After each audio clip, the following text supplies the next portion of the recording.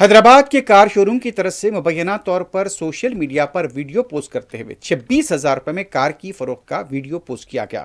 लेकिन जब लोग बड़ी तादाद में शोरूम पहुंचे तो कोई इस बारे में जवाब देने को तैयार नहीं था। बरहम लोगों की तरफ से वहां पर संगबारी की गई। नाचरम पुलिस ने मुकाम वाक़या पहुंचकर डीलर रोशन को तहवील में ले लिया है। इस सिलसिले में केस दर्ज किया गया है। मजीद तहकीकात जारी हैं। वहां पर आए लोगों का यह कहना था कि वह सुबह से यहां पर खड़े हुए हैं, लेकिन कोई इस बारे में जवाब नहीं दे रहा है।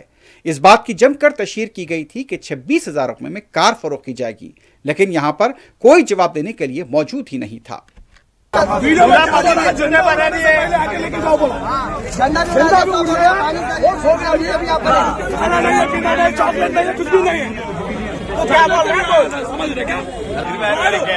పోలీసు వాళ్ళు వచ్చినా కూడా వాళ్ళు అక్కడ కాదు, ఇక్కడికి వచ్చి మాట్లాడమని చెప్పండి. నేనేమంటే పరిష్కారం అయితే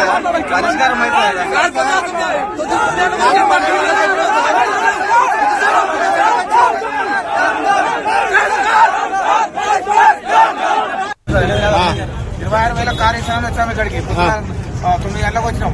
ఇప్పటికి ఏం చెప్తారు? అక్కడ ఏం మాట్లాడలేదు. ఏమంటారు ఇప్పుడు? మళ్ళీ ఏం మాట్లాడతలేడు ఆయన. ఉన్నాయా కార్లు? ఉన్నాయా? 50 సార్లు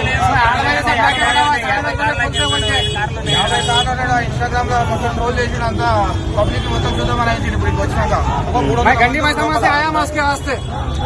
25,000 के लिए కార్ లేదు అన్ని పబ్లిక్ మొత్తం 300 మంది ఉండు. అసలు చిన్న రెస్పాన్సిబిలిటీ ఇస్తలేడు. చాలా తప్ప అర్థమైందా? అదే చిట్టిలేసి అంటలేడు. ఇప్పుడు ఎంతమందికి ఇస్తారు పైసలు? కార్లు ఎన్ని కార్లు ఉన్నాయి తెలుసా? ఉండే ఎన్ని కార్లు ఎంతమందికి ఇస్తారు?